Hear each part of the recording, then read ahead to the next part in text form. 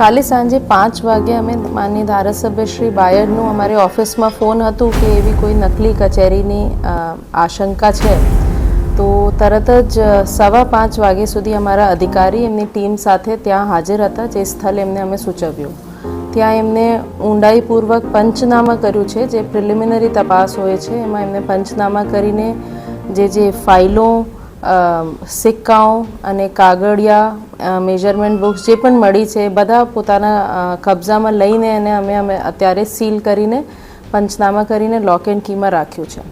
જ્યાં સુધી ફેક કચેરીનું કે નકલી કચેરીનું સવાલ છે એમને અમે પૂરી તરીકેથી ખંડન કરીએ છીએ, કેમ કે નકલી કચેરીનું બાય ડેફિનેશન એ મતલબ છે કે એક પેરેલલ તંત્ર ચાલી રહ્યું છે, જ્યાં લોકોની રજૂઆત પણ આવે, ત્યાંથી બિલ પાસ થઈ રહ્યા છે, વાઉચર મળી રહ્યા છે, યોજનાઓની ગ્રાન્ટ પાસ થઈ રહી છે.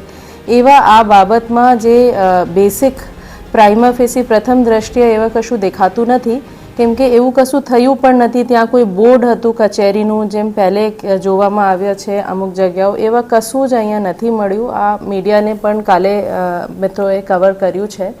જ્યાં સુધી આ કાગળિયાની વાત છે કે એક નિવૃત્ત અધિકારીને ત્યાં મળ્યા છે, સંભાવના છે, શક્યતા છે કે એ નિવૃત્ત અધિકારી છે. નિવૃત્ત અધિકારી પોતાને અભ્યાસ માટે કે પ્રાઇવેટ કન્સલ્ટિંગ કરતા હોય, કેમ કે મોટાભાગે કોરી મેજરમેન્ટ બુક મળી છે, તો એમને સ્ટાફની ટ્રેનિંગ માટે પણ એ થઈ શકે છે.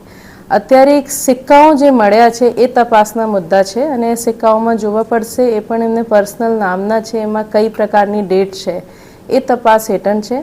આજે કેમ કે આ પંચાયતના મુદ્દા છે એટલે જિલ્લા વિકાસ અધિકારીને અધિકાર પરત્વે એમાં કાર્યવાહી થશે અને એમને આજે કમિટી બનાવીને અને એ તપાસ આજે જ શરૂ કરી રહ્યા છે. અમારી ટીમ કાલે પણ રાત્રે સુધી એમાં કામ કરતી હતી અને તંત્ર એમાં એકદમ સ્ટ્રિક્ટ છે કે એમાં કોઈ પણ ગેરરીતિ હોય તો એ સામે એક્શન લેવામાં આવશે. અને જે હયાત અધિકારી અત્યારે જે પોસ્ટ પર છે, સિંચાઈ કાઈ તરીકે જે ફરજ બજાવી રહ્યા છે પંચાયતમાં, એમના નિવેદન પહેલે જ મળી ચૂક્યા છે કે એ કોઈ જૂની તપાસની ફાઇલ હતી જેમાં માર્ગદર્શન માટે તત્કાલીન અધિકારી જે નિવૃત્ત અધિકારી જેમને ઘરની આ વાત છે એમને પાસે માર્ગદર્શન માટે ગયા હતા. તે અધિકારી જતા હોય છે આ રીતે માર્ગદર્શન માટે, સલાહ માટે.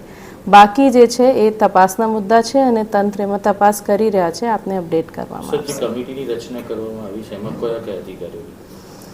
એ અત્યારે ઓર્ડર પર થવાનું બાકી છે એટલે હું અહીંયા કહી નથી શકતી. એ જ્યારે પેપર પર આવી જાય તો આપને સાંજ સુધી એમની પણ જાણકારી. મેં અત્યારે એમાં ચર્ચા થઈ ગઈ છે અને અમુક 1 જ કલાકમાં આવી જશે કમિટીની. સર, જે કોમ્પ્યુટર સિસ્ટમ હતી એ સરકારી હતી કે પ્રાઇવેટ હતી, એ ધ્યાને આવી શકે? એ બધા અત્યારે કાલે તો અમે બધા કસ્ટડીમાં લઈ લીધા જેનાથી એમના કોઈ મિસયુઝ નહીં થાય.